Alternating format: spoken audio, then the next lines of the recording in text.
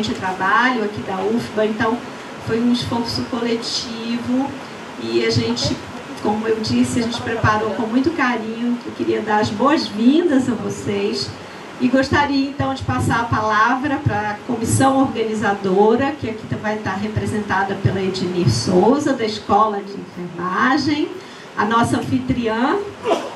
Aplausos para ela, gente! E o Fernando Feijó, que é do Programa de Pós-Graduação em Saúde, Ambiente e Trabalho da Faculdade de Medicina aqui da UFBA. Eu vou passar a palavra para eles conduzirem essa abertura. Então, gente, é um prazer enorme, né, rever e vê-los aqui, né, na Bahia, ainda que a gente esteja com um tempo atípico, né, mas, como Tânia falou, isso tudo foi feito com muito carinho, com muito afeto, com muito tempero baiano para receber vocês, tá? Então recebam as boas energias dessa terra, né? Levem esse axé com vocês.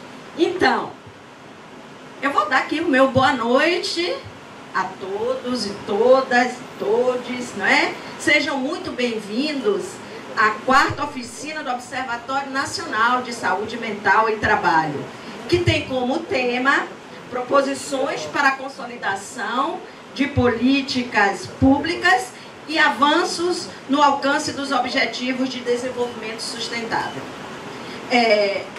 Eu gostaria de reiterar a nossa imensa satisfação, né, em recebê-los na Escola de Enfermagem, particularmente dessa universidade, que está fazendo 80 anos no início do próximo ano. Então, é um importante momento para nós, né, pesquisadores da área do trabalho e da saúde mental. Então, esse momento é para nós um momento importante porque traz diálogo, reflexão e construção coletiva em torno de proposição de uma política nacional de saúde mental e trabalho, né? Possibilitando avanços no alcance dos objetivos de desenvolvimento sustentável. Essa oficina, não quero esquecer de ninguém, então a gente tem que pescar um pouquinho, né? Foi organizada com muita dedicação e cuidado. Então, muitos parceiros e parceiras estiveram conosco nessa construção. Então, eu gostaria de citar a equipe do Observatório Nacional de Saúde Mental e Trabalho, da qual fazemos parte, né? O Núcleo de Epidemiologia da Universidade Estadual de Feira de Santana, que trabalhou arduamente conosco, né? A Universidade Federal da Bahia, que está sediando este encontro, a Universidade Federal do Paraná, a Universidade Federal do Recôncavo da Bahia, o Grupo Saúde, Trabalho e Inovação, Núcleo Saúde, Educação e Trabalho, o Grupo de Pesquisa GERI dessa universidade, o qual eu faço parte, e o Programa de Pós-Graduação em Saúde, Ambiente e Trabalho da Faculdade de Medicina. Então, esse evento ele se dá com apoio do Conselho Nacional de Desenvolvimento Científico e Tecnológico, CNPq, da Fundação de Amparo à Pesquisa do Estado da Bahia, a FAPESB, da Coordenação de Aperfeiçoamento de Pessoal de Nível Superior, CAPES, da Pró-Reitoria de Pesquisa e Pós-Graduação, da Diretoria de Vigilância da Atenção à Saúde do Trabalhador, a Divisaste, e do Programa de Pós-Graduação em Saúde Coletiva, né, do Instituto de Saúde Coletiva, nosso vizinho aqui, o ISC-UFBA, e de diversos grupos de pesquisa e extensão. Portanto, este encontro simboliza essa união de esforços para consolidar políticas públicas que promovam o bem-estar e o desenvolvimento humano sustentável. Então, aproveitamos também esse momento, eu e o meu companheiro aqui, Fernando Feijó, aproveitamos também para registrar nossos agradecimentos a todos os pesquisadores, professores, estudantes, não é? Os nossos monitores que estão aqui, que trabalharam arduamente para que esse encontro fosse realizado, não é? Parceiros institucionais, não é? Que estiveram conosco nesse processo, que contribuíram para a realização dessa oficina. Gostaria também de agradecer, ainda que antecipadamente, aqueles do trabalho invisível. Aqueles que trabalharam arduamente para limpar todo esse auditório que sofreu uma reforma e que estava fechado há muito tempo, né? Estamos inaugurando esse auditório depois de muita luta, reinaugurando esse auditório depois de muita luta, né? Então, essas pessoas que estiveram conosco também limpando todo esse ambiente para que vocês fossem dignamente recebidos. Então, sem mais delongas, eu vou chamar os participantes da mesa.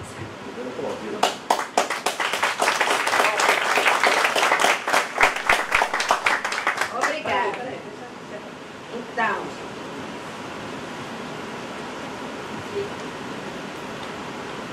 te agradeço.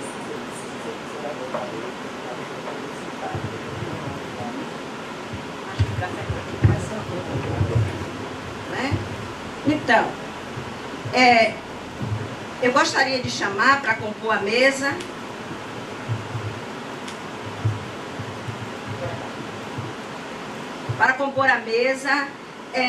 a professora Fernanda Miranda, coordenadora geral do Observatório Nacional de Saúde Mental e Trabalho.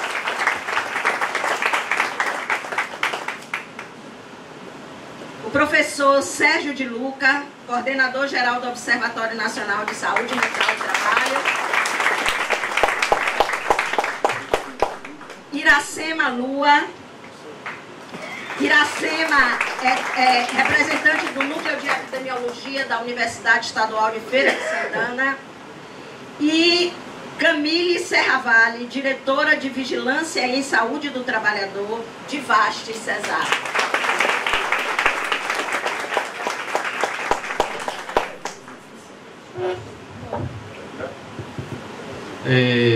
Dando sequência, gostaria de chamar também o Jacildo Pinho, da Comissão Intersetorial de Saúde do Trabalhador e da Trabalhadora, assiste do Conselho Nacional de Saúde. Ele está chegando ainda. E na sequência vai se somar e sentar aqui com a mesa. Gostaria de chamar também o Bruno Emerich, da DESMAD, da SAI, Secretaria de Atenção Especializada do Ministério da Saúde. Também a Érica Baues, coordenadora geral de Gestão e Valorização do Trabalho na Saúde, da CEGEX, do Ministério da Saúde.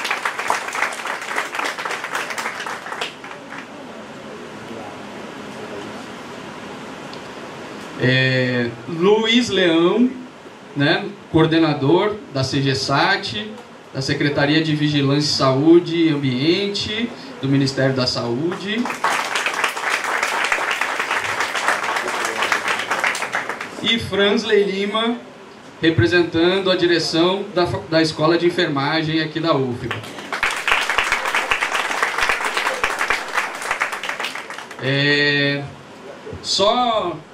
Esse é um momento breve de abertura, então, para os nossos representantes aqui, para as nossas representantes, é um momento de saudação breve que a gente vai fazer antes da nossa conferência, né, de abertura do nosso evento, e dizer que é uma satisfação muito grande ver tanta gente aqui, tantas pessoas, né, que vem construindo, né, esse campo, que vem se somando na construção do observatório, das políticas de saúde mental, né, e trabalho nesse país. E tantas pessoas queridas, colegas, né, e muitas pessoas que vêm somando e agregando aqui a esse coletivo. Queria deixar registrado também que, para quem vem chegando dos diversos cantos aí do Brasil, para quem precisar de qualquer apoio, qualquer situação, pode entrar em contato com a gente está à disposição, inclusive para ver possibilidades aí para os terceiros turnos de discussões, depois que terminar a nossa mesa de abertura aqui e os eventos, né, nos dias subsequentes. Então, a gente delimitou mais ou menos aí um tempo de 3 minutos para essa saudação inicial para cada convidado nesse momento, para depois a gente conseguir ter o tempo necessário para a nossa conferência, né, e finalizar os nossos trabalhos de hoje, porque é só o início, né, para a gente também não se alongar muito Noite Adentro hoje. Então, bem-vindas e bem-vindos, todas as pessoas aqui presentes, e passar a palavra aqui então para os nossos representantes. Fernanda.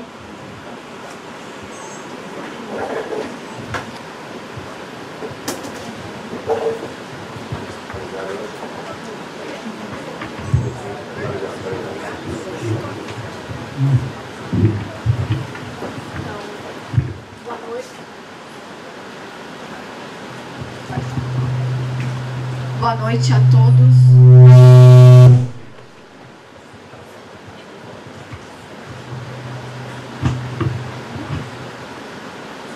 Boa noite a todos, todas e todes. Vou fazer minha autodescrição. Sou uma mulher branca, de 46 anos, baixinha, de cabelos pretos, pintados, enfim. E estou vestindo uma roupa preta com um lenço rosa que ganhei da Adriana. Muito obrigada. Então, acho que começar de uma forma que as pessoas possam compreender quem somos. Então, é um prazer estar aqui com vocês. Eu queria fazer um agradecimento em nome do Observatório, depois Sérgio irá complementar, mas ao professor Renê e à professora Tânia, que são os nossos incentivadores, mentores, enfim, pessoas que nós admiramos e dos quais nós fazemos esse observatório, né? Então foi daí que surgiu da garra e da força de vocês, né? Então quero agradecer muito a oportunidade de ter estado com vocês durante toda essa trajetória. E agradecer a todos que vieram nesse dia de chuva participar aqui, por mais que seja na Bahia, né? Eu de Curitiba, eu brinco que fui eu que trouxe a chuva, mas a gente sabe que é difícil chegar, é cansativo por ser à noite, mas eu acho que as discussões sobre a saúde mental e trabalho são muito importantes.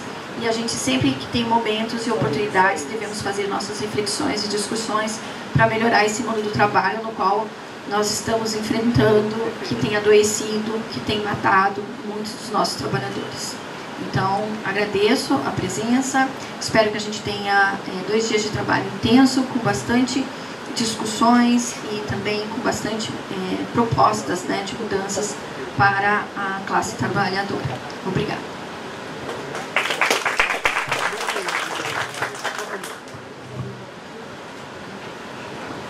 Bom, boa noite.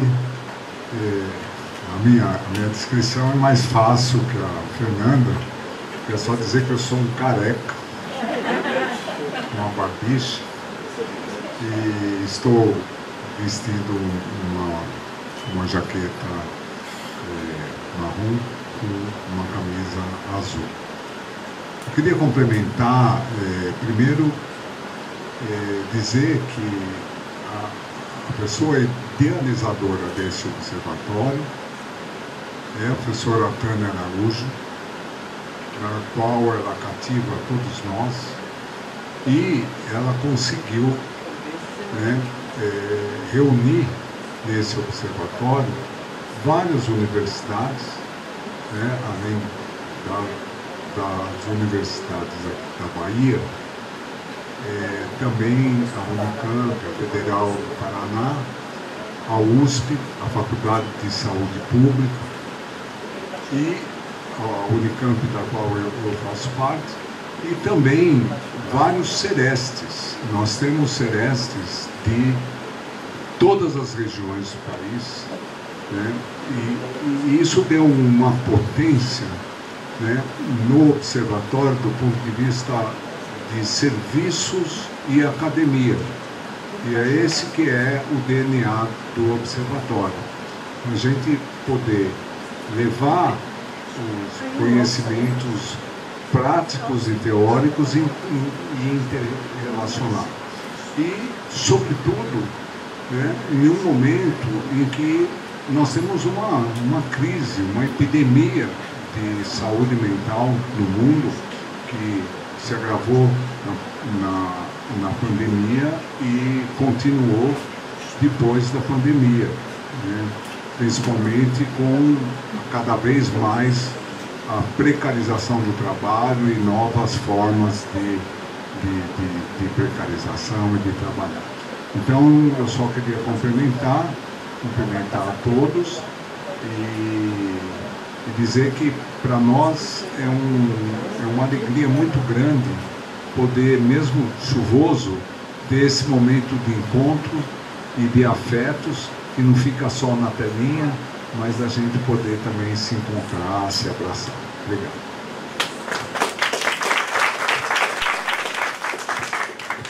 Boa noite a todas, todos e todes. Queria cumprimentar a mesa, a todos que estão aqui.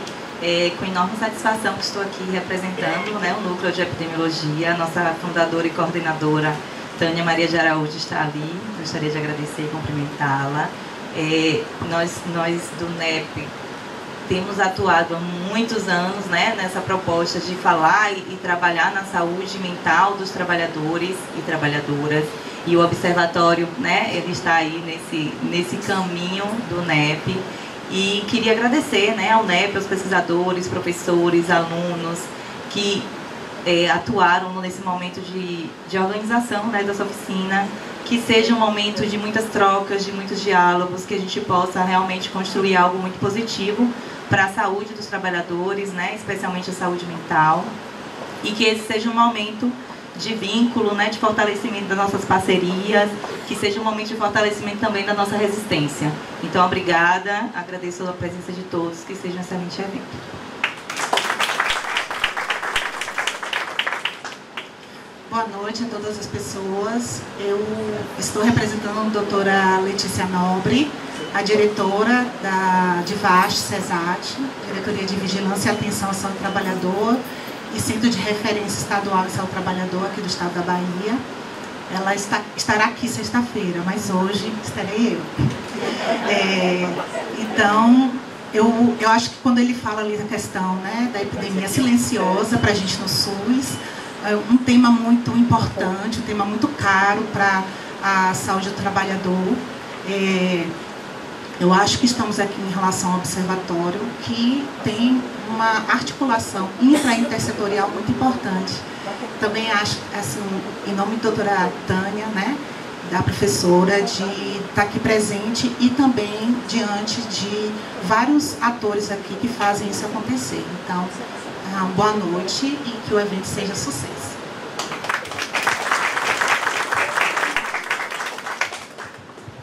Boa noite para todo mundo, agradecer pelo convite. Sou um homem branco, barba, 1,77 m, fita do Bonfim verde no braço, devidamente abençoado aqui na minha chegada. E dizer da alegria de poder compor esse momento, representando, né, como coordenador da RAPS, o Departamento de Saúde Mental, Álcool e Outras Drogas, por conta da relevância que já foi dita e vai ser debatida, enfim, que é o que nos une aqui, dentre outras coisas. E o compromisso e responsabilidade das políticas públicas, e aí pegando na parte que nos cabe, né, no Departamento de Saúde Mental, na articulação de políticas, na incidência de novas possibilidades e na articulação também entre atores que fazem essa política acontecer no cotidiano. Então, pude encontrar pessoas de antigamente, de agora, conhecer outras, encontrar pessoas de Brasília, encontrar pessoas de universidades, e eu acho que esse tom que traz aqui, nessa perspectiva de diferentes grupos de interesse voltados para o mesmo tema, diferentes vozes voltadas para o mesmo interesse, melhor dizendo, é o que permite que a gente possa encarar a complexidade desse tema, mas ao mesmo tempo possa construir novas possibilidades. Eu acho que essa é a grande questão. É um tema desafiador, complexo, mas acho que essa aglutinação que a gente encontra hoje, vai encontrar nesses dias, é o que pode promover algumas saídas ou alguns caminhos para lidar com esses desafios. Então, dizer da minha alegria, e não vou mais tomar tempo, porque daqui a pouco estarei com vocês novamente. Obrigado.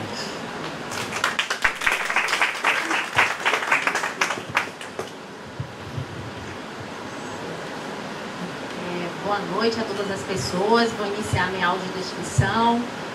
Eu estou aqui à frente da mesa, no palco, uma mesa de madeira marrom.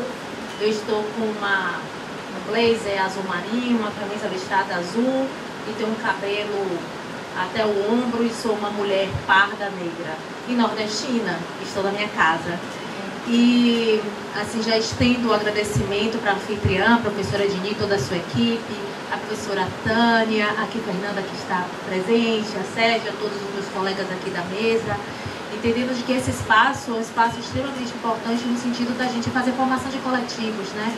Formação de coletivos e rede para pensar justamente que tipo de sociedade, que lugar nós queremos nesse projeto que precisamos, que seja justo, solidário e que tenha um trabalho e um processo de dignidade das pessoas, né? E da pessoa humana. E falar de um tema que a gente observa a sua incidência, a sua elevação, inclusive na notificação dos sistemas de informação, demonstra de que a gente está no tempo do compromisso que precisamos fazer, de nos reunir e apontar caminhos e saídas. Isso também é um compromisso do Ministério da Saúde e, em especial, também da Secretaria de Gestão do Trabalho e Educação na Saúde, a qual estou aqui representando, do secretário Felipe Proenço e do Departamento de Gestão e Regulação do Trabalho na Saúde, porque precisamos, inclusive, compreender que é pela reprodução do trabalho que nos reproduzimos socialmente e precisamos também pensar sobre esses espaços e enfrentar essas questões, inclusive do trabalho precário, né, desses aviltamentos da pessoa humana que, por vezes, nos traz um processo de adoecimento e que não é do outro. É importante dizer que a gente também fala da gente, né? Essa produção, inclusive, de sentidos, de lugares de estar no mundo também tem a ver com a reprodução nossa, né? Porque, por vezes, quando a gente vai falar de política, a gente fala muito parecendo que é o outro que não tem nome, CPF, mas a gente está falando uma produção, inclusive, desse lugar que desejamos, né, estar. Então, considero bem importante essa temática, que inclusive tem sido estabelecido enquanto articulação dentro do Ministério, que precisamos inclusive avançar nessas articulações. Então temos aqui o DESMAD, a CGSAT, né, e a CGVATS, um compromisso importante de que a gente possa unir forças e junto inclusive com a sociedade, com participação do observatório, trazendo essa permeabilidade da vocalização de tantos outros atores importantes para a gente fazer uma política cada vez mais pungente, que seja a resposta necessária às realidades que nós temos desafiadoras.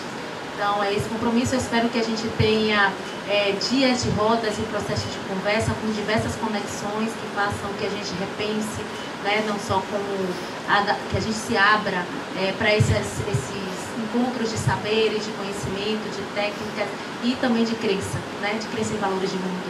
Eu acho que no momento que a gente está em espaço de coletividade é isso. Então, eu espero que a gente tenha dias prazerosos, né, com axé, com dendê, mesmo com chuva, tá? Obrigada.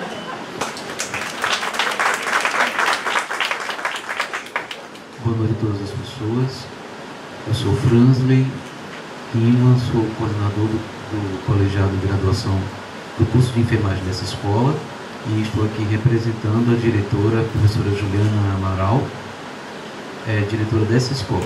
Quero dar as boas-vindas a todas as pessoas, saudar esse evento na pessoa da professora Dini, que é daqui da nossa escola, e desejar a todas as pessoas um evento primoroso e exitoso. A Escola de Enfermagem se sente orgulhosa em poder receber todas vocês na abertura, reinauguração deste auditório, que para nós foi caro.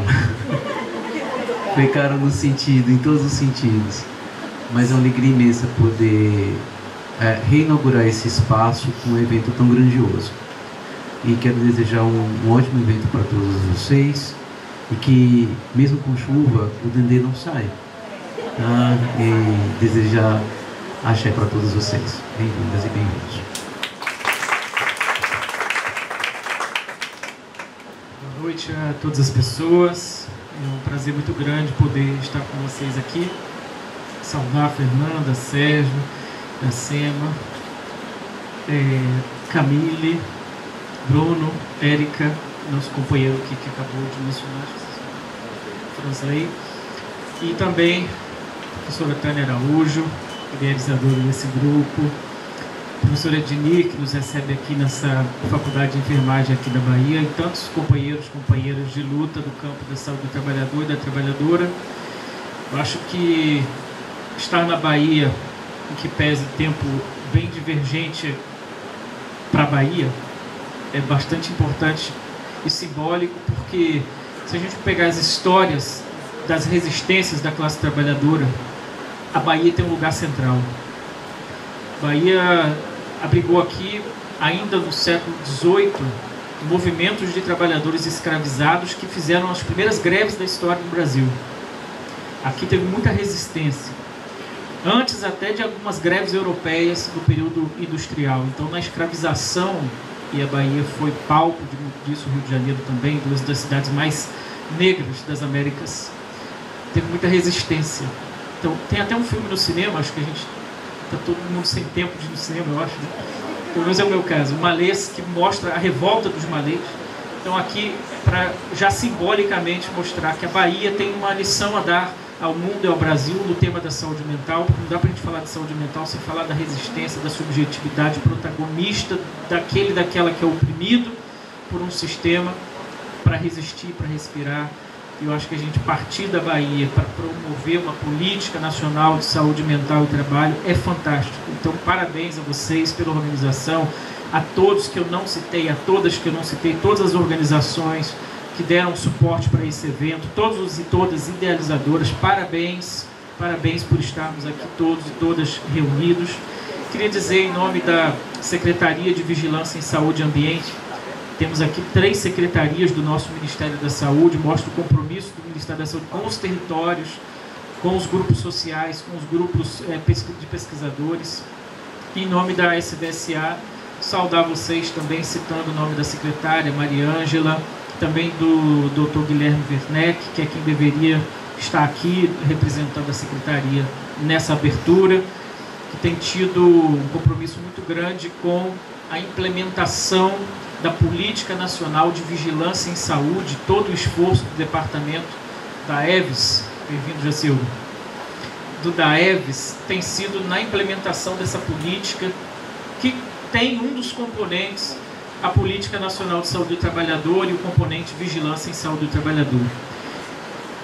Naturalmente, se a gente pensar o desafio dessa implementação, não dá para se furtar a pensar a saúde mental nos territórios, porque falar de um fortalecimento da vigilância é falar da saúde mental também nos territórios. Então, há esse grande desafio da nossa parte, como CGSAT, reforçar nosso compromisso com a Política Nacional de Saúde do Trabalhador e da Trabalhadora e com as parcerias com o Observatório. Nós fizemos, por exemplo, Tânia, primeira Conferência Nacional Livre, que contribuiu para a conferência, para a 5ª conferência, e amanhã eu vou falar disso. A 5ª conferência colocou o tema da saúde mental e trabalho como uma das prioridades.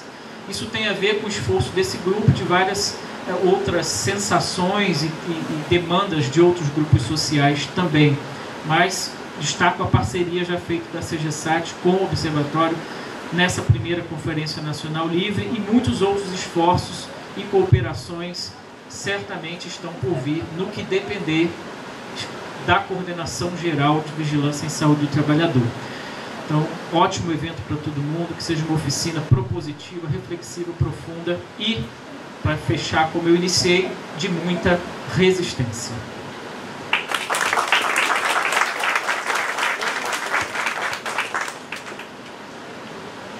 É eu? Só faltou eu. Pessoal, boa noite. Boa noite a todos, todas e todos. Desculpa a demora aí, porque é um dia típico hoje aqui em Salvador, né? Então, isso aí, não, como se diz, não estava no nosso script, né? De Salvador estar nessa... Que bom que está chovendo, né? Que bom.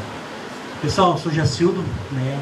Estou aqui representando aqui o Conselho Nacional de Saúde e também a Comissão Intersetorial de Saúde do Trabalhador e da Trabalhadora.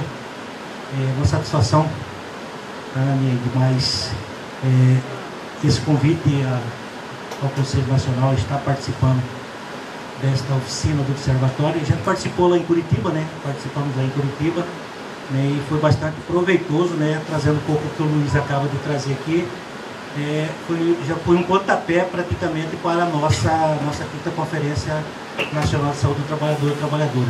E este momento também, né, ele também vai servir também até de a gente estar fazendo como eu posso dizer aqui, uma avaliação do que apareceu, Luiz, né, do que apareceu na 5ª Conferência, né, e todo esse processo que ocorreu, não somente na 5ª, mas em outros processos que a gente participou, relacionado à questão da saúde mental no trabalho. Infelizmente, nós tivemos um momento para falar sobre mas o período que nós estávamos vivendo, que era o período da pandemia, infelizmente nós tivemos um esvaziamento muito grande, né, na Conferência de Saúde Mental.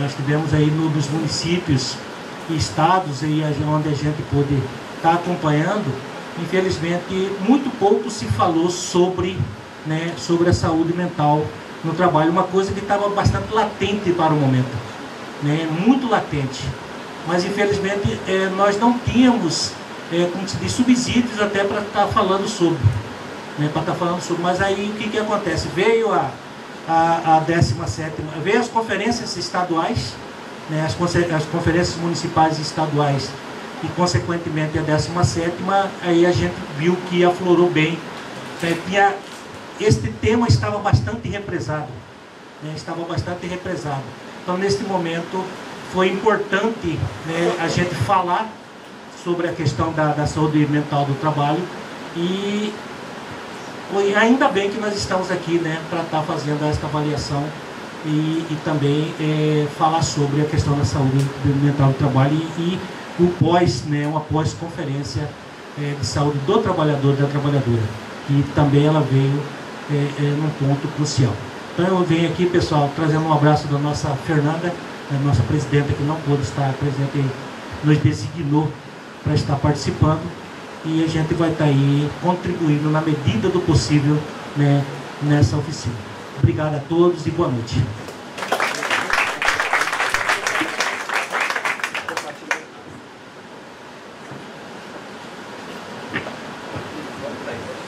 Bom, acho que boas-vindas, né? Muito bem falada aqui, comentada pelos nossos e pelas nossas representantes.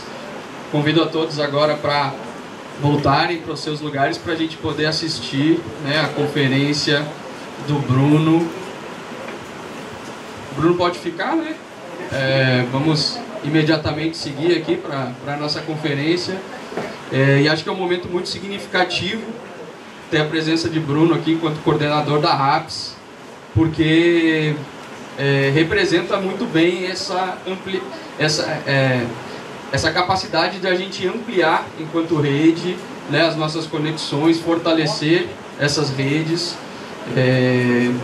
e ter a coordenação da RAPS, ter a RAPS conosco aqui, né, o Desmate conosco hoje, nesse momento muito significativo, é bastante importante, né? A gente vem avançando nesses diálogos, né, tanto com a RAPS, né, compreendendo de forma ampliada a própria Renast, né, porque esse movimento eles vem de dentro do campo da saúde do trabalhador e da trabalhadora, mas é extremamente necessária essa colaboração, esse fortalecimento dessas redes para que a gente avance, né, tanto com a RAPS quanto com a atenção primária, né, e fortalecendo as diferentes redes dentro do Sistema Único de Saúde. Então, muito bem-vindo, Bruno, e fica à vontade para proceder. Vou passar a palavra aqui para a Tânia, que vai fazer as devidas apresentações aqui da conferência. Bom, nós vamos ter duas conferências, né, nessa edição da oficina, uma que vai acontecer agora na abertura e outra que vai ser do professor Johannes Sigrist na quarta-feira às 11h30. Então, eu falei quarta? Ai, meu Deus, desculpa. Quarta é hoje, né? Ai, ai. Bom, para essa conferência nós convidamos o Departamento de Saúde Mental e de álcool e outras drogas do Ministério, o qual foi designado ao diretor Marcelo Chimati. E para essa abertura, então, poderemos contar, né, com o Bruno Ferrari Emeriti. O Bruno, claro, né, a gente tem que apresentá-lo aqui a nós, uma pessoa com quem a gente tem tido um diálogo muito próximo e que é uma alegria, Bruno, ter você aqui para a gente estreitar ainda mais esse diálogo. O Bruno, ele é graduado em Psicologia pela Unesp de Assis, Tem aprimoramento em saúde mental, mestrado e doutorado em saúde coletiva pela Unicamp. É professor e orientador do programa multiprofissional em saúde mental da Unicamp.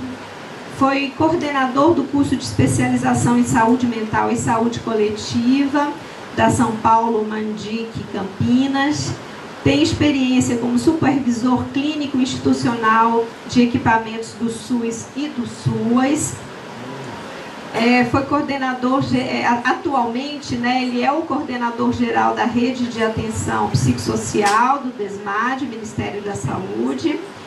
E eu fui olhar um pouco a produção dele e vi que recentemente, em 2024, ele publicou um artigo na revista Interface intitulado Cuidado Compartilhado em Saúde Mental, o que dizem os trabalhadores.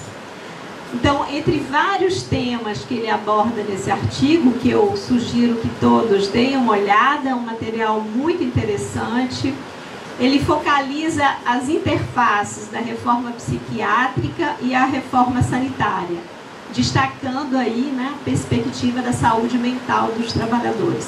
Então, eu fiquei vendo que o Bruno ele é um pouco uma síntese, né, desses vários campos que estão aqui em diálogo.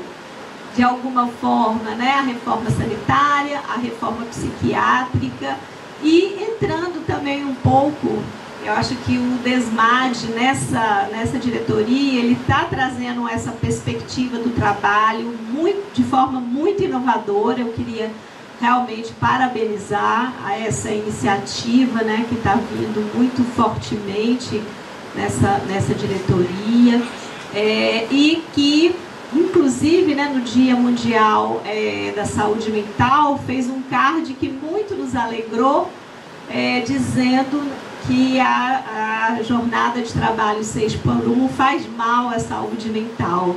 Então, eu acho que essa perspectiva de estarmos aqui agora com o Bruno vem no sentido da gente reforçar a necessidade, né, da gente trazer o trabalho para discussão da saúde mental. E para isso ocorrer, é crucial que a rede de atenção psicossocial esteja envolvida. Então, eu acho que quando a gente começou esse observatório, Bruno, essa era uma das metas nossas, né? Que a gente tinha a inserção dos serestes, mas não dos CAPs. Então, isso sempre esteve no nosso horizonte, né, pessoal? A gente está tendo essa discussão. Eu acho que esse diálogo está bem aberto agora.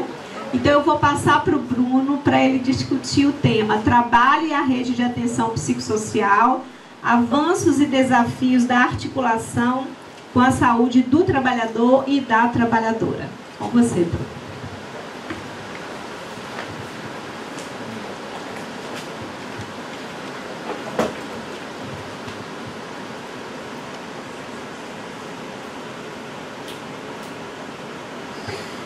Bom, já dei boa noite, mas reforço boa noite, agradecer o convite.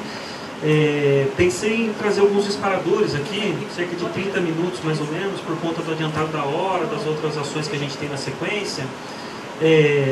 Também pensando numa perspectiva desse fortalecimento da integração que Tânia coloca agora e os demais colegas colocaram na mesa de abertura, como um compromisso do Departamento de Saúde Mental, né? A gente, para pensar a saúde mental a partir de uma dimensão relacional e não a loucura como um estatuto do outro, a gente vai pensar então que ela se constrói nos diferentes papéis sociais exercidos, nas diferentes circulações que a gente constitui nos territórios e dentre eles o nosso território de trabalho. Então a gente entende que não é possível que o Departamento de Saúde Mental e o conceito de saúde mental seja apartado, separado das condições de trabalho, da saúde do trabalhador, do trabalho como uma instituição, do trabalho como uma dimensão da vida humana, sobretudo da vida adulta, né? Então a perspectiva é trazer um pouco essa discussão, e eu peço licença para vocês para começar.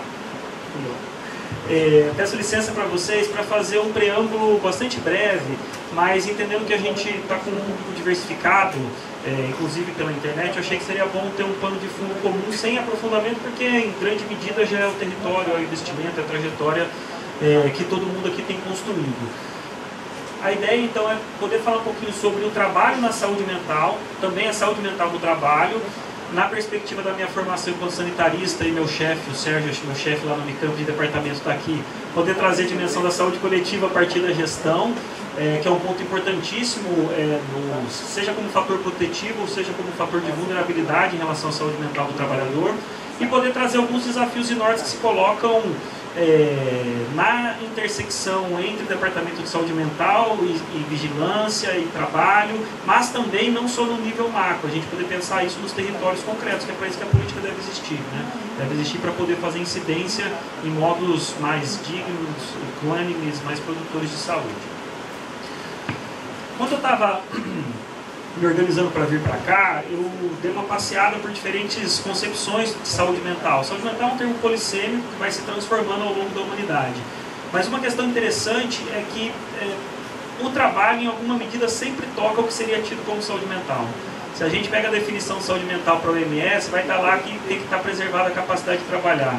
Se a gente pega para o Freud, o que seria a alegria ou a felicidade, é o ser humano capaz de amar e trabalhar. Se a gente pega pela psiquiatria, a partir de um paradigma um tanto quanto diferente, vai estar também a capacidade operativa das pessoas como um dos gradientes da saúde mental.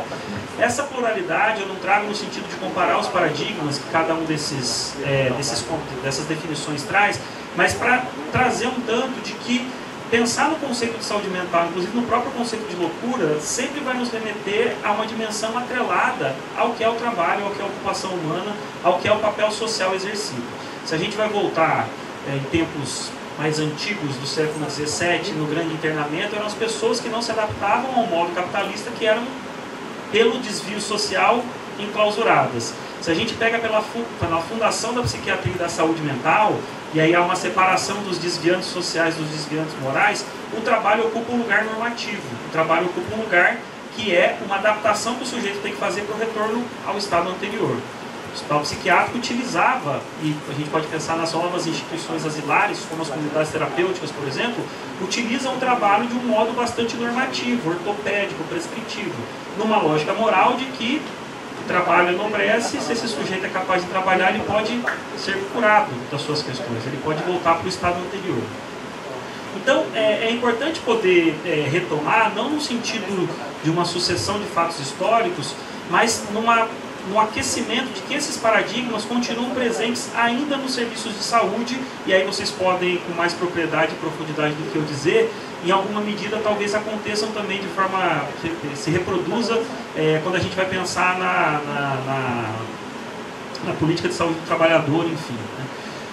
Na perspectiva asilar, a gente tem então uma lógica de que a alienação do trabalhador, ela tem uma intencionalidade no modelo, mas ela tem uma defesa. Ela tem uma intencionalidade que é propor uma lógica moral para que esse sujeito volte ao estado anterior ou restitua sua dita sanidade mental. Mas ela é uma defesa psíquica. Na história da loucura, isso é uma defesa psíquica. Se eu estou longe do usuário, eu me protejo da loucura dele. Goffman, sociólogo bastante importante, dizia isso. A equipe que cuida se protegia dos usuários com pouco contato. Isso a gente tem de uma lógica comum em relação à diferença. A gente vive o tempo todo isso, né?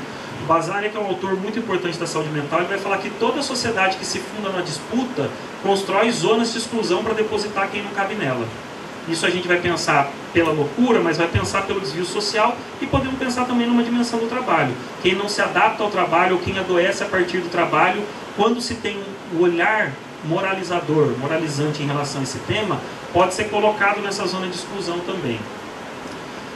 Mas, em que pese essa história que ainda se atualiza e ainda se repete, a gente tem, na perspectiva do cuidado em saúde mental, uma outra concepção de trabalho ou da ocupação humana que vai se colocando em cena, que é poder pensar no sentido que aquela atribuição tem para as pessoas, pensar na singularização e na singularidade do cuidado que se coloca a partir disso, na dimensão que tem para aquele sujeito a vida social e produtiva. Ou seja, a gente sai de um trabalho prescrito, ortopédico, para compreender os efeitos positivos na subjetividade que aquela ocupação pode trazer para o sujeito. Só que isso só pode ser feito em relação, só pode ser feito se há sentido para o usuário, e não pode ser feito se há uma obrigatoriedade ou um pressuposto já único por parte do trabalhador. Quase um TikTok dessa retomada histórica, mas só para trazer um tanto da atribuição da atividade da ocupação humana e do trabalho como parte da história da saúde mental. Agora, em grande medida, a gente também discute, isso já foi disparado aqui na mesa inicial, as dimensões decorrentes do trabalho na saúde mental das pessoas. E aí a gente está discutindo mais especificamente, né, assim, uma série de pesquisas aqui. Eu trago alguns marcos. Isso aqui é o cotidiano, é o pressuposto, é a sustentação, né, do trabalho de todo mundo aqui, esse contexto que eu trago, mas só como um pano de fundo comum, no sentido da gente poder pensar tanto na Constituição Cidadã, que coloca aí o trabalho como uma dimensão importante, e um alargamento do debate que vai trazer o trabalho numa perspectiva como determinante, ou das múltiplas determinações que vão incidir na vida das pessoas como um todo, consequentemente na saúde mental. E aí aqui então a gente já faz uma ultrapassagem da saúde mental como uma constituição da vida humana, e não como um atributo que alguns têm e outros não têm. É uma constituição de todos nós, e isso a pandemia nos mostrou, né? A pandemia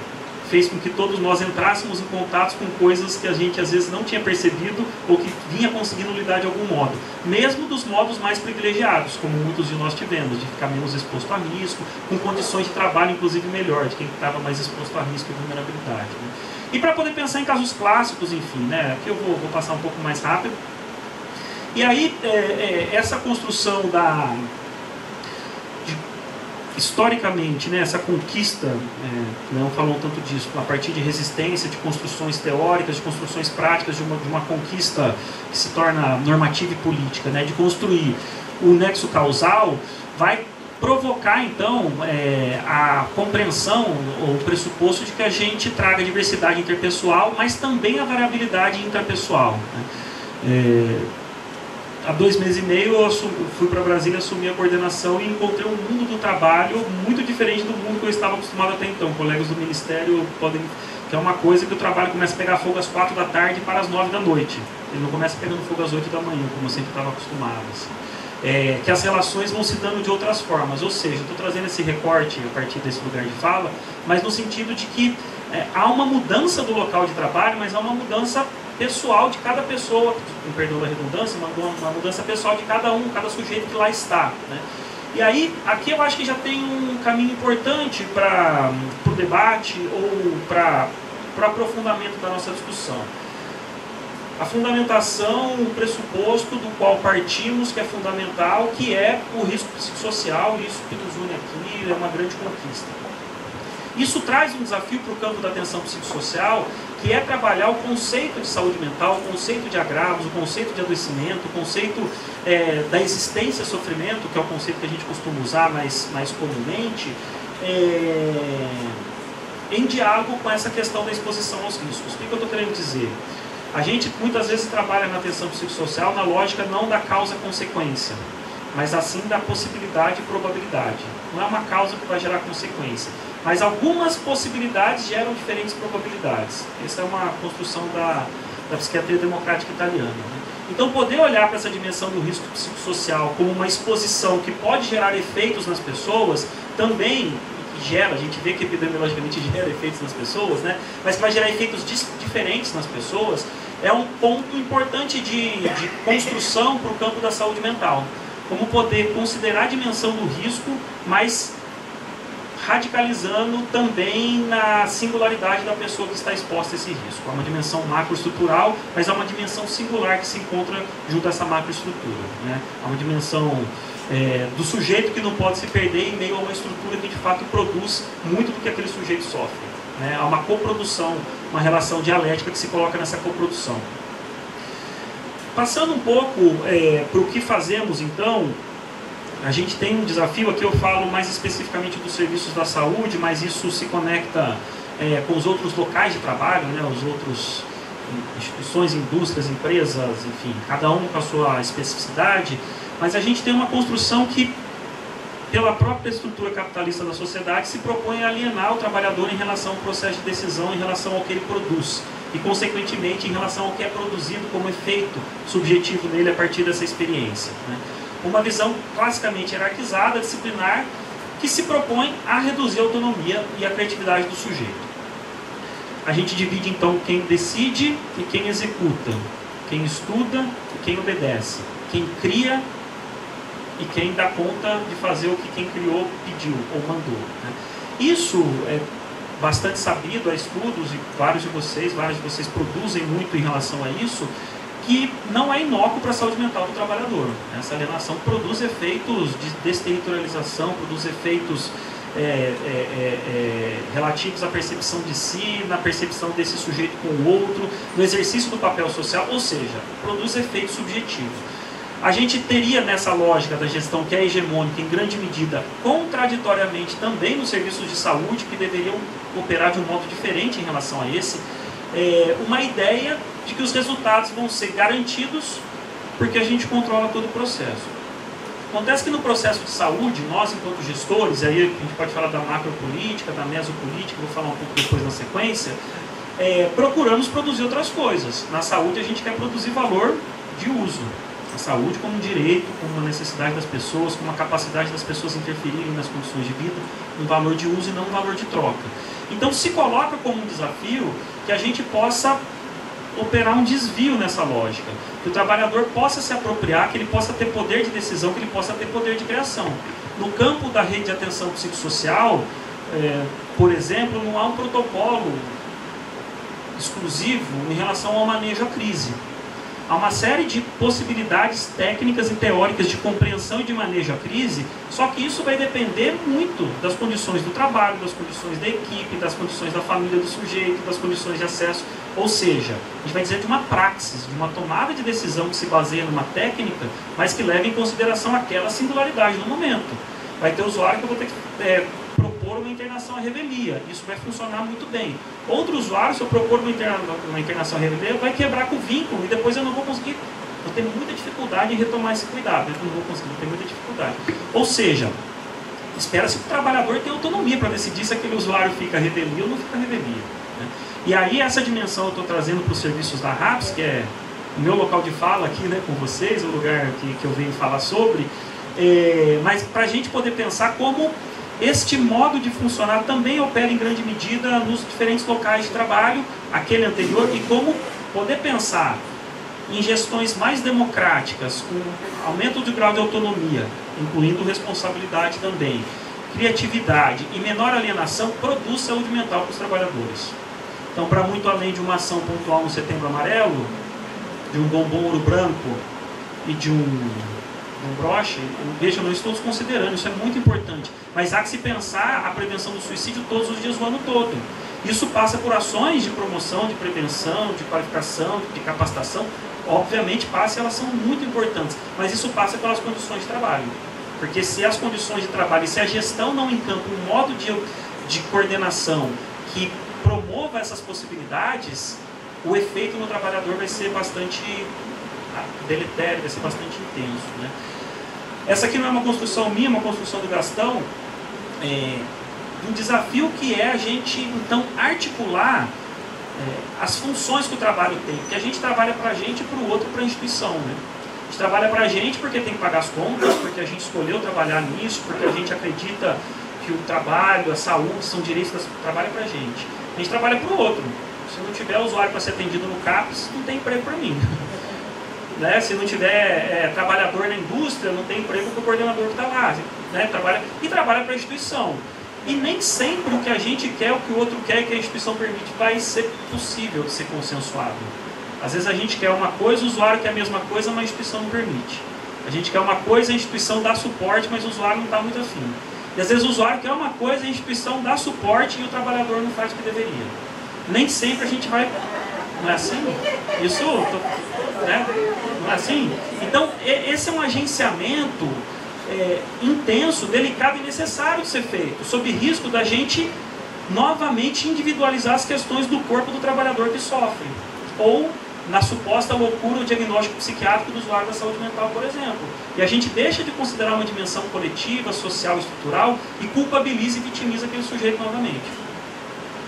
Nesse sentido, então, é necessário que a gente pense em formação de contrato quando não for possível consenso. O campo do trabalho é um campo polissêmico também. Né? Pensar na escala 6x1, isso pode ser visto por diferentes perspectivas dentro dos próprios pesquisadores da área, dos próprios trabalhadores. Pensar na precarização e pejotização pode ser visto de diferentes formas. Né? Há pontos que a gente não vai ceder, há pontos éticos, civilizatórios, do direito, da condição de vida, que são, que devem ser radicalizados na nossa defesa. Porém, no cotidiano de trabalho, e a gestão tem essa função, de novo, gestão do ministério, mas a gestão das pessoas que ali estão, a gestão do RH que ali está, a gestão daquele coordenador, superintendente, enfim, que está ali naquela empresa, naquela indústria, naquela metalúrgica, pode produzir mais espaços para a construção de contrato, ou pode silenciar as pessoas e fingir que o dissenso não existe. Há uma decisão também, e uma decisão não é uma decisão apenas de uma pessoa, uma decisão do modo de operar o trabalho e os efeitos decorrentes ou os desfechos que essa escolha vai trazer para as pessoas. A escolha de trazer ali aquela obra do Arthur Bispo do Rosário, não sei se todos conhecem, o Arthur Bispo do Rosário é um usuário, ficou internado muitos anos no hospital psiquiátrico no Rio de Janeiro, e ele tinha uma construção delirante que ele era escolhido por Deus para representar o mundo a partir da arte dele no dia do juízo final. E aí há uma intencionalidade de trazer isso porque ele transforma a ocupação e o trabalho a partir da arte em algo com sentido para ele, mas também em algo com sentido compartilhado.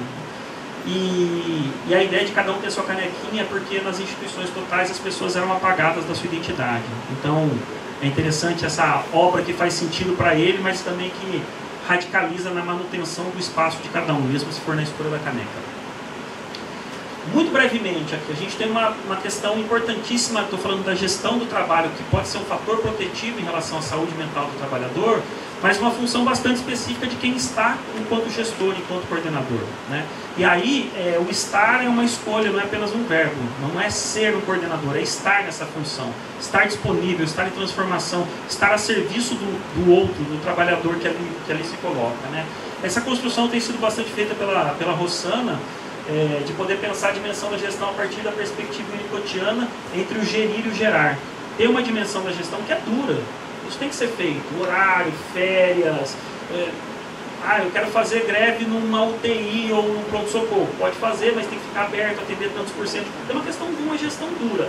Mas há que se construir possibilidades para a equipe a partir do gerar, como que essa equipe inventa novas formas de fazer, propõe mudança no processo de trabalho, como que eu acompanho essa equipe não só no monitoramento, mas nas invenções, e essa equipe também podendo errar, claro que em graus diferentes de acordo com o lugar em que está, né? E também, muito brevemente, eu queria... o campo da saúde mental do trabalho é atravessado por múltiplas compreensões teóricas da antropologia, da sociologia, da medicina, muitas. Então eu queria trazer um modo de pensar a instituição que evidencia dimensões da singularidade, sem com isso deixar de considerar a dimensão estrutural, certo? Esse é o pressuposto da minha fala aqui.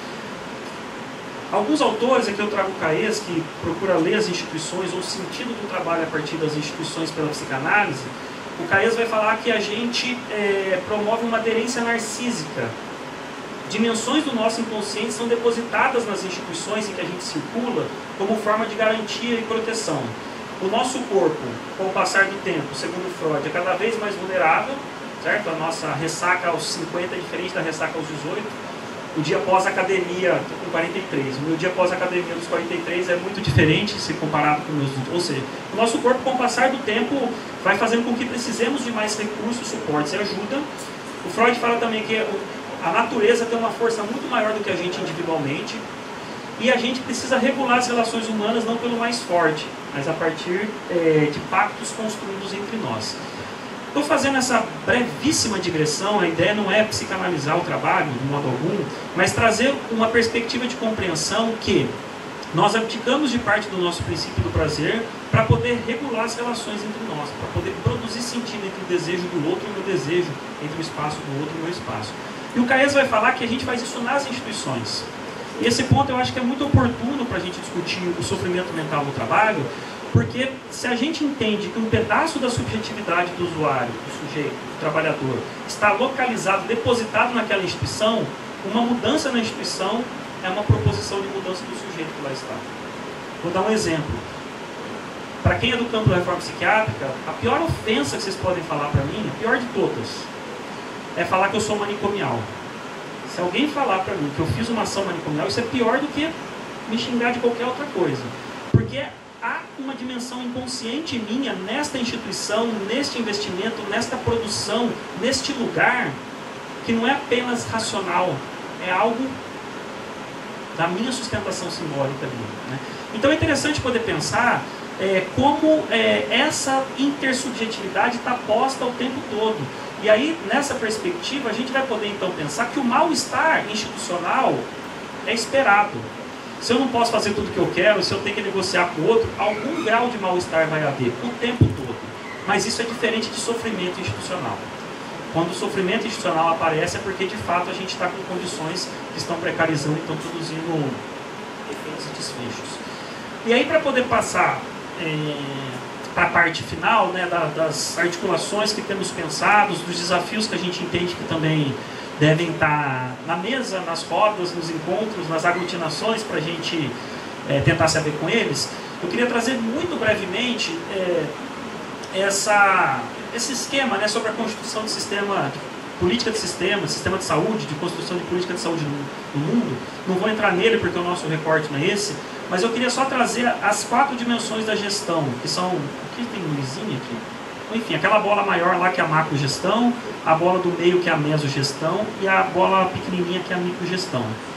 É interessante a gente poder pensar que elas são interdependentes, elas se conectam, mas elas também podem operar algumas coisas sem as outras ou apesar das outras. Puxando um brevíssimo recorte epidemiológico para a área da saúde mental. Campo de álcool e drogas, vocês devem cada vez mais ter isso como uma realidade nos CERESTs, no campo da discussão de saúde mental do trabalhador, do uso de substância, uso de álcool, uso de psicofármacos. Isso é um fenômeno epidemiologicamente crescente, né? 70% das pessoas que fazem uso problemático de substância, 70%, não conseguem ou não querem ficar abstinentes. Isso é um dado epidemiológico do nosso cenário brasileiro. Há uma escolha paradigmática de não falar dependência química, porque a pessoa não depende só da química. Há uma série de agenciamentos que se colocam nesse sofrimento. 70% não conseguem ou não querem. 30% querem ou conseguem. Se eu faço uma política pública de saúde exclusivamente voltada para a abstinência, eu contemplo 30% do público. Os outros 70% vão ser culpabilizados, vão ter estigmatização aumentada. Ou seja, vão ter a escolha por contemplar também a redução de danos como uma ética e uma estratégia de cuidados, permite a ampliação das ofertas para a população como um todo. Pensando nos nossos últimos anos, não nesses últimos 2 anos e meio, nos nossos últimos 6 anos anteriores, a gente teve a política de redução de danos muito fragilizada e atacada. No nível macro, então, deixou de existir uma indução da política de redução de danos. Isso teve uma interferência direta nos CAPs, nas UBSs, em todos os lugares, porque não tinha uma incidência. Isso tinha uma influência direta no atendimento clínico. Agora, em que pese o cenário macroestrutural, era possível que o psicólogo, a TO, o enfermeiro, o médico fizesse redução de danos dentro da sala, porque o ministro da Saúde não sabia o que estava acontecendo dentro da sala. A gestão da clínica quem faz é o profissional, não é o Ministério. Eu não sei pelo desmático o que está acontecendo dentro do CAPS aqui da Bahia. Ainda bem, não é para saber, esse é um negócio completamente paranoico, né? Enfim. Então o que eu quero dizer é que a gente poder pensar nos desafios é a gente poder considerar a dimensão sistêmica macro, a dimensão meso e a dimensão micro, podendo pensar isso, por exemplo, pela NR1. Tem uma dimensão macro agora que, depois de muita luta, conquista, e se coloca como uma indução que todos queremos, mas a gente tem o desafio de como levar isso para os serviços, e tem o desafio de como levar isso para a relação com o trabalhador. Tânia falava no começo, essa foi a nossa campanha no Dia Mundial da Saúde Mental deste ano. Esse é um compromisso do governo atual e também nosso do departamento. Quem, porventura, não ter conseguido ver isso, está lá nos canais do Ministério da Saúde e do governo. Foi a 3ª publicação, não sei se vocês sabem disso, foi a 3ª publicação mais curtida. Perdeu para transplante de órgãos, até agora, pode ser que tenha mudado o score. Mas tinha perdido até então para transplante de órgãos e para o Agora Tem Especialista. Então mostra como a relevância do tema, enfim, ultrapassa nós técnicos aqui, né? E aí, então, isso saiu, o regime faz mal, trabalhar 6 dias e descansar um coloca em risco a saúde mental, os transtornos mentais são as principais formas de afastamento, desde 2023 vai falar das doenças ocupacionais, fatores de risco e procura por ajuda. Aqui, eu bati com o Leão, esse material era para ter saído também a procura do CEREST, certo? Então já faço uma meia-culpa por esta, que eu não sei aonde falhou a comunicação lá que não saiu, mas acho que já diz um tanto dessa necessidade da gente poder estar junto em todas as instâncias, enfim, como é importante a gente poder afinar e articular. Isso que eu vou passar. Então assim, que eu, para disparar, e ainda nem a conversa, podemos conversar, claro, né? Mas assim, acho que questões que a gente tem pensado para disparar para quem tiver interesse no tema, aí, os nossos próximos dias, os próximos cafés, cervejas e afins, né? Um desafio bastante grande que a gente tem, isso não é uma dimensão do campo do trabalho, mas é uma dimensão geral, é o aumento do número de diagnósticos na população como um todo, né? Então, vejam, vou falar com cuidado para que não fique uma interpretação errada. Não se trata de desconsiderar a dimensão epidemiológica necessária que tem sido apontada, tem sido levantada dos riscos psicossociais e do adoecimento no trabalho. Esse é um ponto. O que eu estou querendo dizer é que a dimensão da saúde mental, para além do trabalho, isso passa pela escola, passa por todas as dimensões da vida, tem vivido o processo de patologização ou de aumento de diagnósticos. E isso vai cair na saúde mental no trabalho.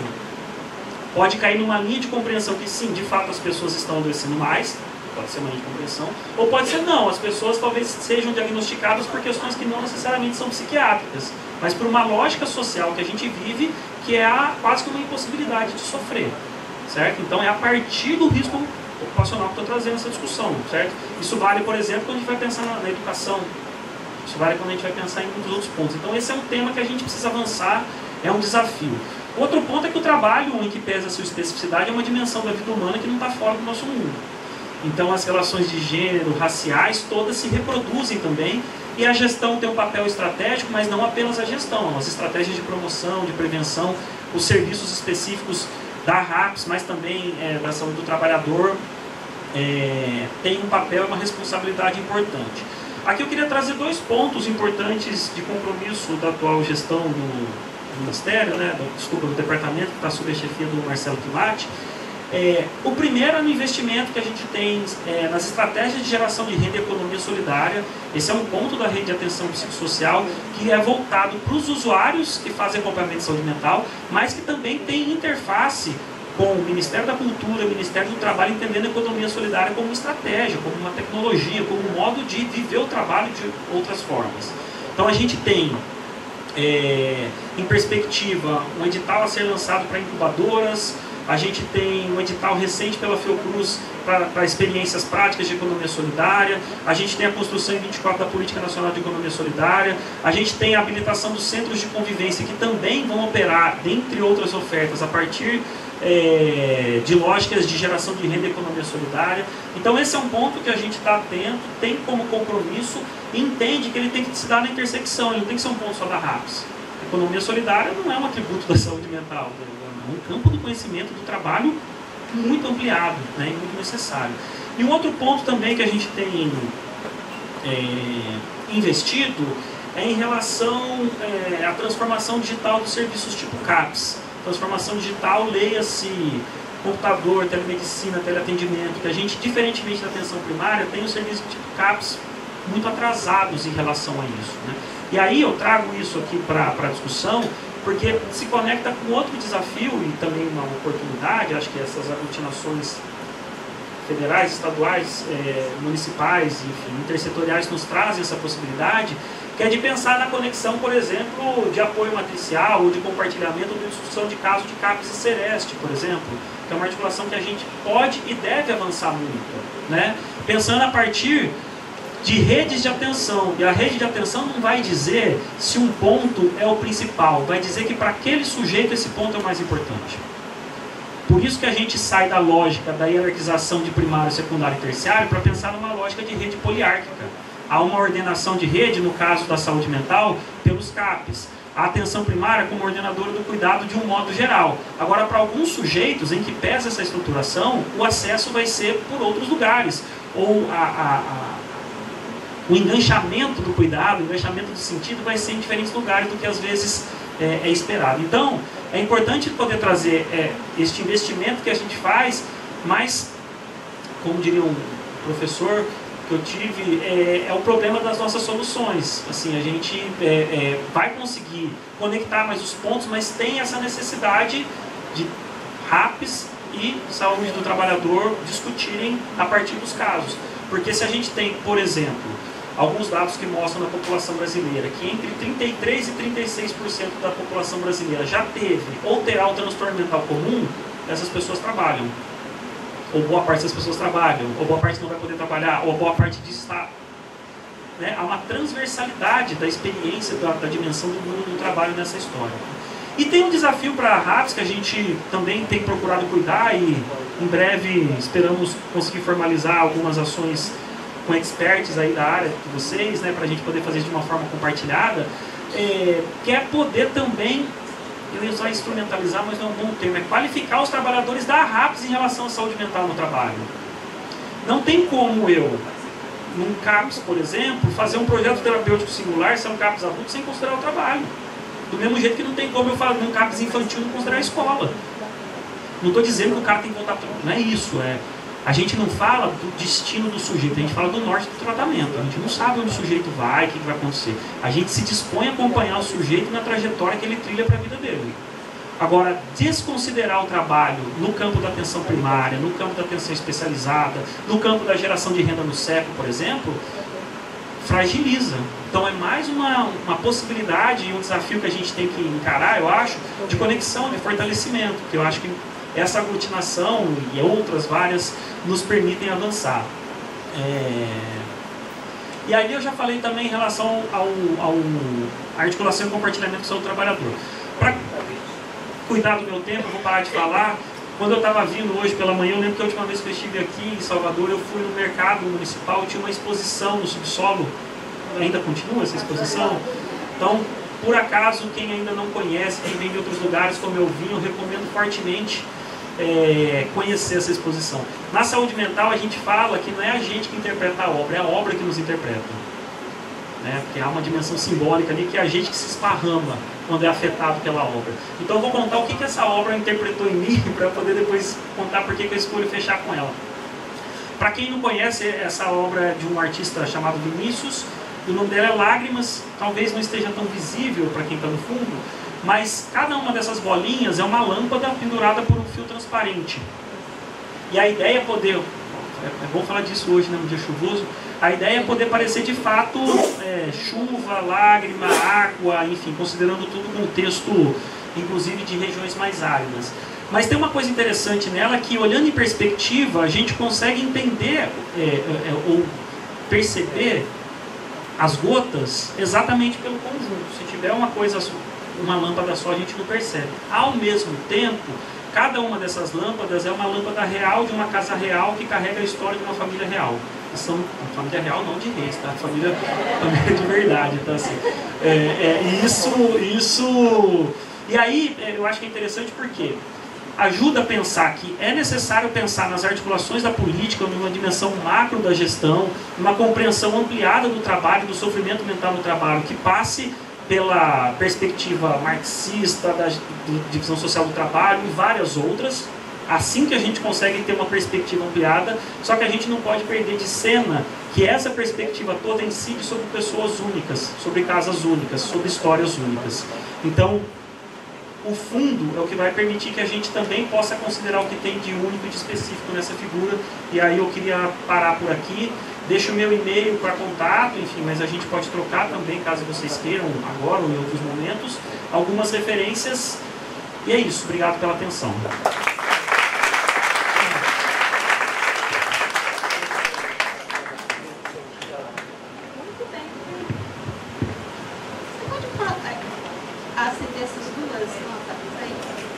Bom, o Bruno foi assim, cirúrgico no tempo dele, né?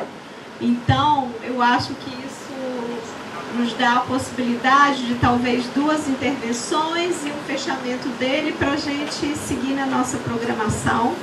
Como vocês viram, a fala com muitas coisas instigantes, né? Eu acho que com o que a gente lida sempre o singular e o macro, como é que essas coisas se interconectam.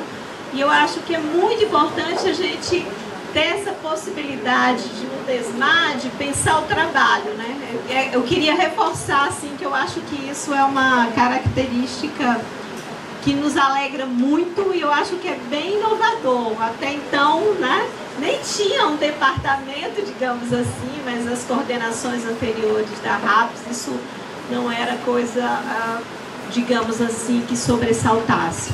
Então, eu sem mais, não vou monopolizar, vou passar a palavra para 2 pessoas, já temos 2. Então, por favor. Venha. E o Bruno.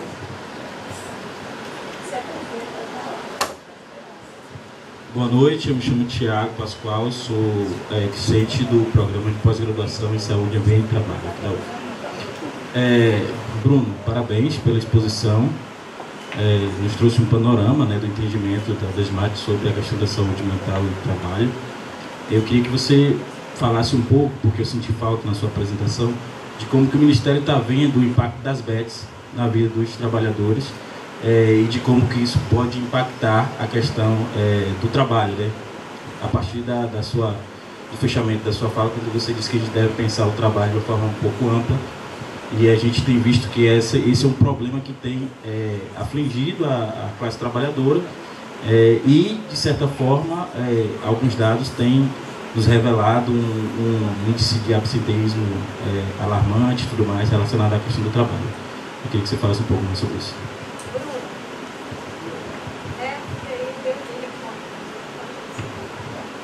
Bom, boa noite, pessoal.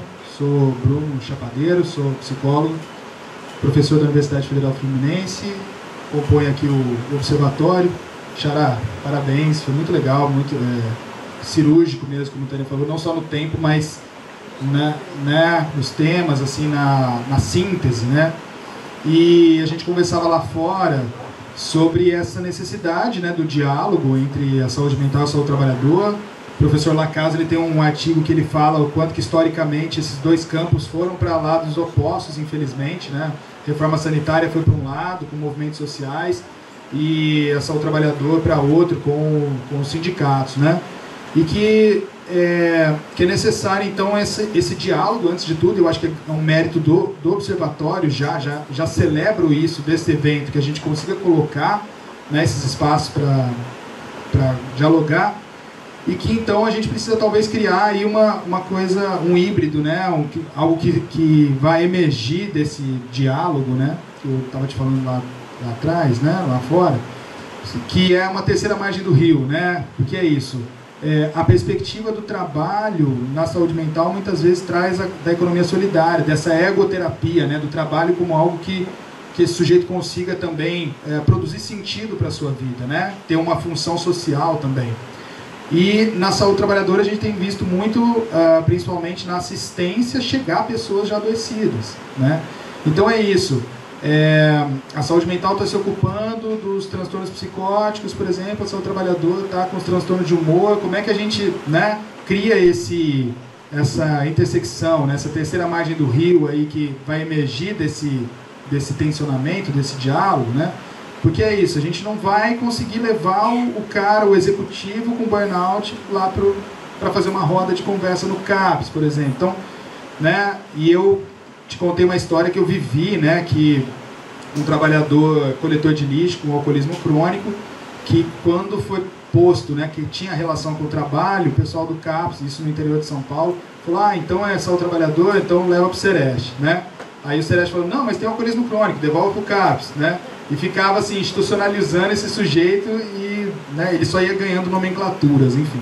E aí a minha questão é em cima disso, Xará, é a seguinte, a gente ainda vê no Brasil essa coisa do diagnóstico também sendo atrelado a se conseguir um benefício social, né? Na Previdência, se o cara não tiver um CID, ele não consegue um benefício para ele poder se afastar e se cuidar, etc. Então, a gente está vivendo um momento de que, ao mesmo tempo, né, pelo olhar da saúde mental, a gente precisa contestar esses diagnósticos, sim, para não cair numa patologização da vida, mas por um olhar também de saúde trabalhadora, ao mesmo tempo que a gente precisa reforçar esse diagnóstico para que o sujeito consiga ter um acesso ao benefício, entendeu? Acho que esse está sendo assim né, algo aí pra gente, um enigma, né, pra gente resolver. É isso que eu queria colocar. Obrigado. Mais uma só. Eu vi várias pessoas aí querendo, nem Fernando.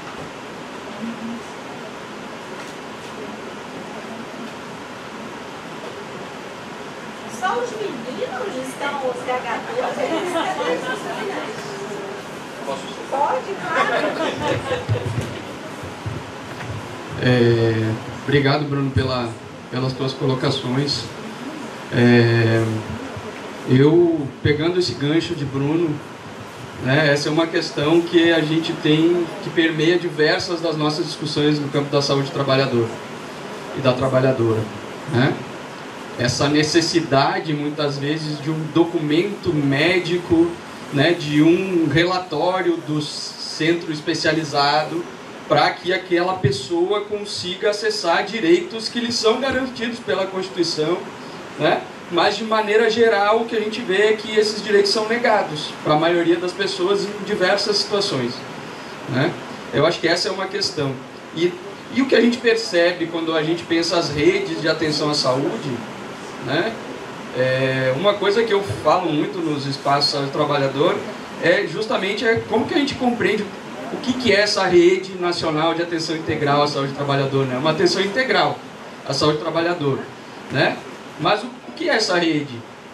Muitas vezes fica como se fossem só os Serestes, né? Que são, quantos atualmente, Luiz mesmo? 300? 229, não chegamos a 300, né? Se a gente multiplicar por 10 o número de Serestes, a gente vai continuar sendo insuficiente prover uma atenção integral à saúde do trabalhador, né? Então, onde estão essas pessoas, né? A grande maioria dessas pessoas, elas estão em diferentes serviços de saúde, especialmente na atenção primária, que tem 60 mil equipes de saúde na família no Brasil atualmente. A gente chegou a esse número de 60 mil, que é um número muito impressionante. As pessoas estão lá todos os dias, né? Por diversos motivos. São pessoas que trabalham, muitas adoecidas, talvez algumas não tenham diagnóstico, mas elas estejam em sofrimento psíquico, né? Então, como integrar essas redes e a própria RAPS, né? Porque a RAPS também não é só CAPS, não é? Então, como é que se dá essa integração então, com a atenção primária, né? E com chegar de fato perto da vida, né? Das casas dessas pessoas, para que a gente consiga de fato dar um cuidado e uma atenção integral à saúde da população que trabalha.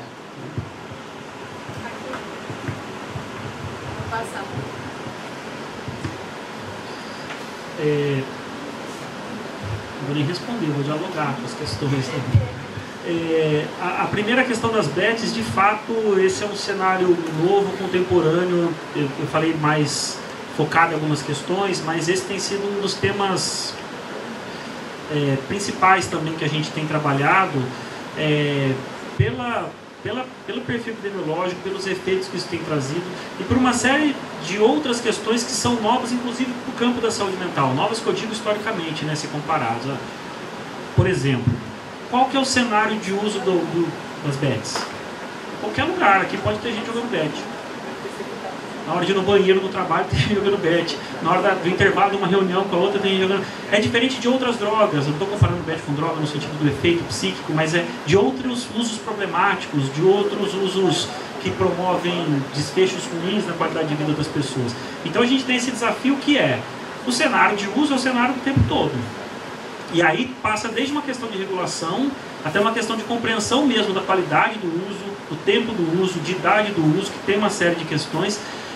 Isso passa, por exemplo, no mundo do trabalho, além do absenteísmo, a gente já tem começado a encontrar alguns pontos que os efeitos de dívida geram no sofrimento das pessoas, inclusive com ideação, tentativa de suicídio, que está completamente ligado ao campo do trabalho, no sentido de que a pessoa vai se endividando e em algum lugar ela tem que conseguir dinheiro para pagar, né? Então, esse é um ponto assim, que a gente tem trabalhado. Tanto para a qualificação das equipes, entendendo que há uma dimensão clínica nova, uma dimensão de compreensão desse fenômeno que é novo, mas também de como acessar esses usuários, né? O usuário que faz um uso ruim, problemático da tela, há estudos e evidências que mostram que o acesso pode parecer contraditório, mas vai ser a partir da tela. Esse cara não vai lá, dificilmente, não é que ele não vai, mas dificilmente ele vai lá no serviço de saúde falar disso, né? Então a gente também tem que pensar. Eu ia falar até aqui da questão do tripé da saúde coletiva, né? Epidemia, ciências sociais e planejamento e gestão, entendendo o fenômeno, quer dizer, a epidemiologia nos trazendo esse fenômeno como algo problemático em termos de política de saúde pública e de efeitos psíquicos na vida das pessoas. A gente entendendo os sentidos vai ter que pensar na forma do sistema funcionar para chegar nas pessoas. Então esse é um campo há discussões que a gente tem feito com todos os territórios, inclusive para ouvir das 5 regiões do Brasil, como isso tem aparecido. Já está engatilhada a perspectiva de qualificação profissional para os trabalhadores da saúde como um todo, não é só para o trabalhador de CAPS. Então, acho que esse é um outro ponto importante.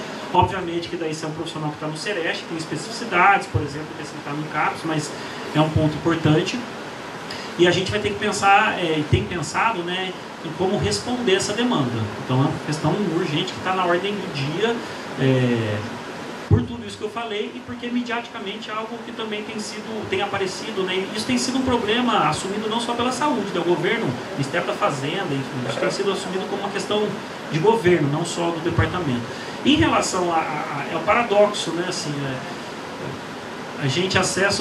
o trabalhador acessa o benefício a partir do adoecimento, mas ao mesmo tempo o carimbo fica marcado e o trabalhador às vezes nem consegue retornar ao trabalho ou outro trabalho pelo histórico que o carimbo traz. Isso nos serviços especializados desde o passe de ônibus, que muitas vezes alguns diagnósticos permitem que o usuário tenha passe gratuito em algumas cidades e outros não, e aí o usuário tem um diagnóstico errado para poder chegar no serviço e se tratar do diagnóstico certo, digamos assim, seja da questão aos benefícios previdenciários, sociais, de afastamento, enfim.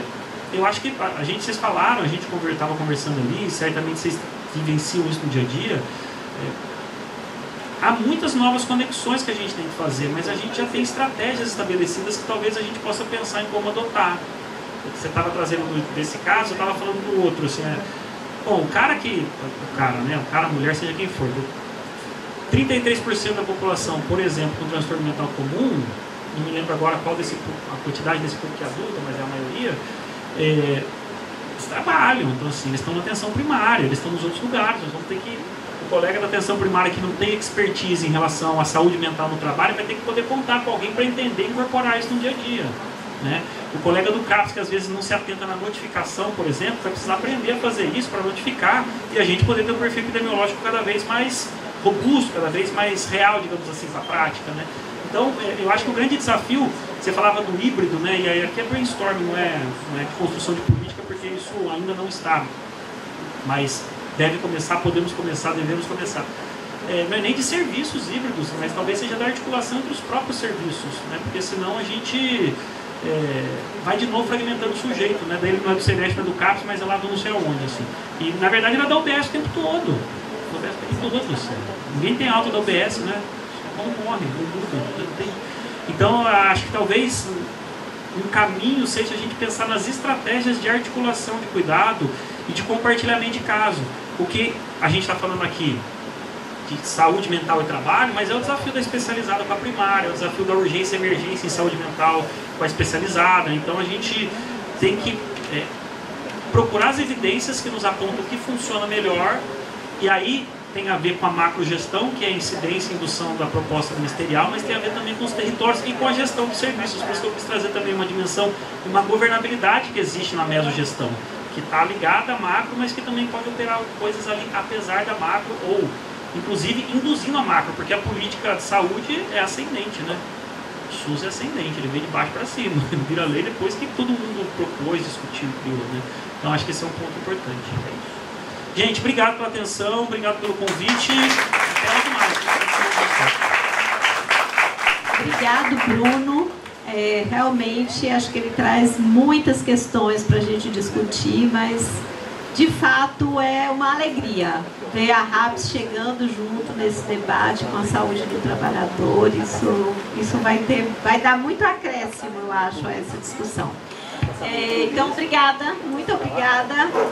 Eu queria chamar a Fernanda para conduzir, então, uma próxima atividade que a gente tem para hoje.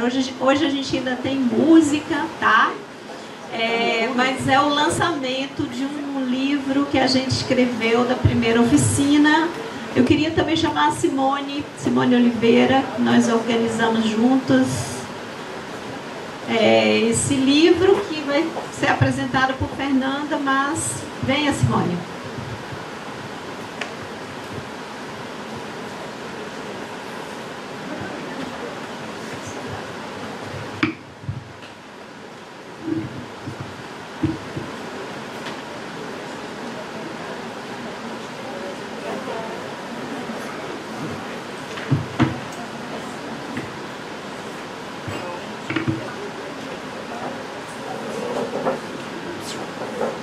desligue o projetor? Quer que desligue? Quer que desligue? Claro, né? Gente, então boa noite a todos e todas e todos. Então é com grande alegria, né? Nós tivemos, o Jacildo acabou citando aqui, que a gente teve uma primeira oficina. Essa oficina foi realizada em dezembro de 2023 na cidade de Curitiba, e ela tinha como nome Observatório Saúde Mental e Trabalho reunindo esforços por direitos e bem viver. Então nós, eu, Simone e Tânia, organizamos o livro da oficina. Então a gente tem a palestra, né, de cada um que compôs aquela oficina, que participou daquela oficina nesse livro. E a gente vai fazer alguns sorteios aqui, mas antes a gente vai entregar os autores. E também dizer que ele está disponível em PDF para baixamento gratuito da editora CRV. Então, a gente, além do lançamento hoje, a gente também vai estar disponibilizando ele em PDF para todos e todas e todos. Vou passar para a Simone, falar suas palavras, e depois a gente passa para a Tânia. Boa noite, gente. Não, é uma alegria a gente estar concluindo, né? Alguma coisa que trabalhamos coletivamente e que agora a gente está vendo esses frutos, né? Então, muito feliz de estar aqui, né? A maioria dos autores estão aqui. Então, é isso. E aí depois a gente também tem o curso, né? Que em breve também será disponibilizado, né? Vai estar aí no campus virtual da Fiocruz, né? Então, é isso. O curso, já que ela mencionou, a gente está fazendo um curso que vai ficar disponível no campus virtual da Fiocruz, também é derivado da primeira oficina, e aí a gente pretende dar continuidade junto com essa quarta oficina que a gente está fazendo aqui.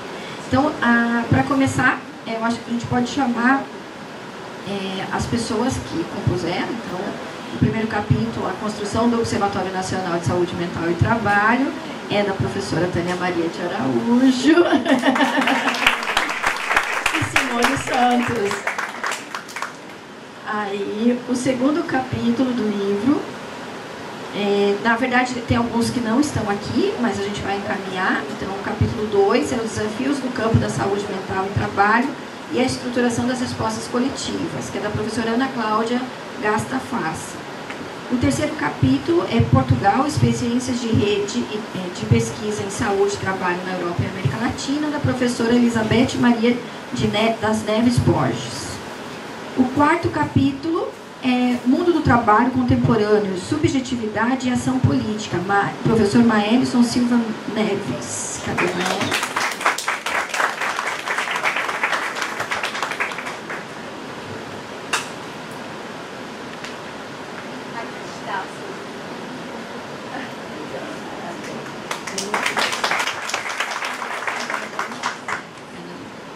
O quinto capítulo é Violência no Trabalho e Transtornos Mentais, relato de experiência na vigilância em saúde mental do trabalhador, Analine Maia, que não está aqui no momento.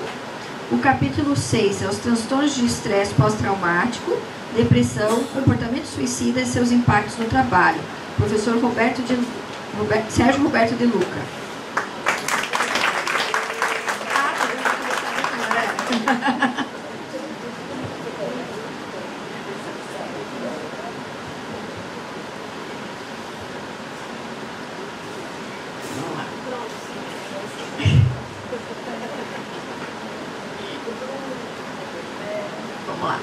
Capítulo 7, principais agravos em saúde mental relacionados ao trabalho, diagnósticos, nexo causal, tratamento e prevenção de burnout. Bruno Chapadeiro Ribeiro.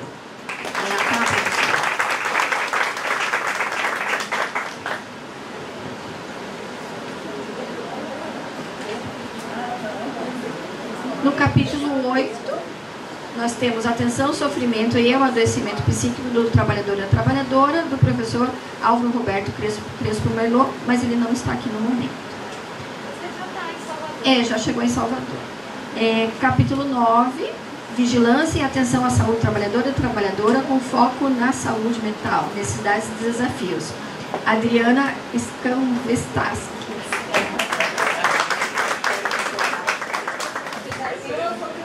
O teu sobrenome para mim é um desafio e ela sabe, nós trabalhamos muito tempo junto e eu falo, meu Deus, toda vez. Não sai. Capítulo 10, Vigilância em Saúde Mental e Trabalho. O que temos e o que poderemos construir. Da professora Tânia Maria de Araújo.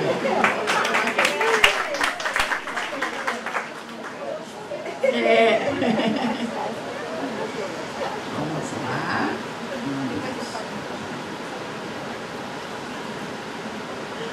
E o capítulo 11, Prevenção da Incapacidade. Professora Eliana Cardoso Salles.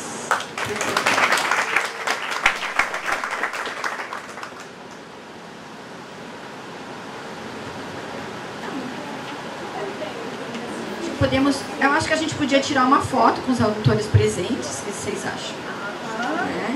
Acho que, por favor, venham aqui, aí a gente já faz a foto.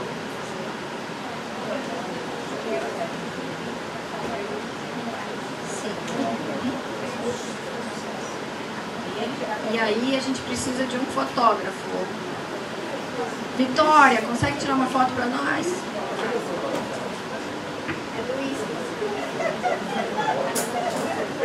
Acabou o horário já.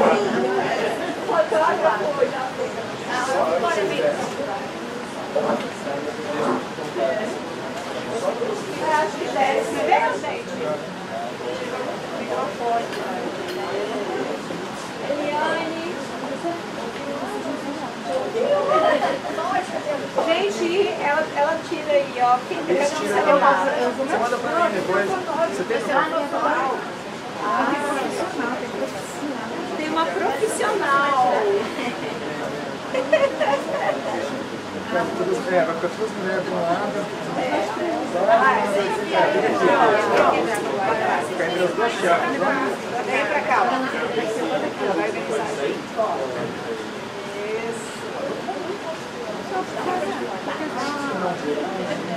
Já está dirigindo.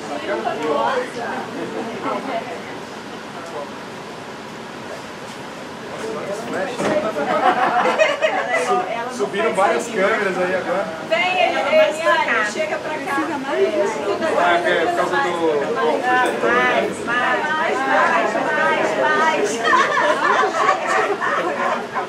Vai ser um pinguinzinho.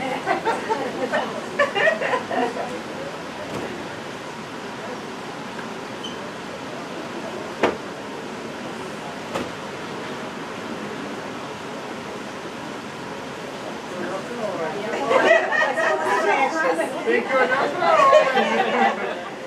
Só sorria.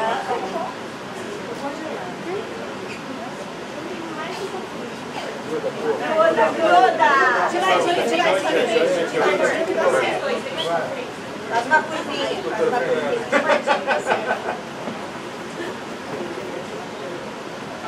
Agora sim, pegou todo mundo.